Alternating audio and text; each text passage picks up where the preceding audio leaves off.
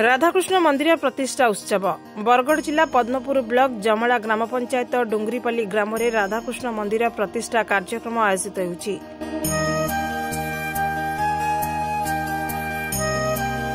4 दिन धरी आयोजित यह कार्यक्रम आसंताकाली समापन हेबो। तृतीय दिन में रामायण पारायण अनुष्ठित होइतिला। संध्यारे कंस दरबार सहित दंड नृत्य परिवेषण करथिले कलाकार।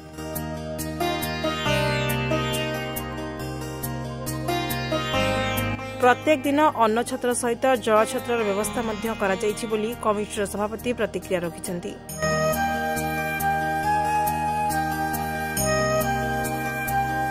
पाइकमालू कृष्णचंद्र साहू का रिपोर्ट, आवाज मीडिया।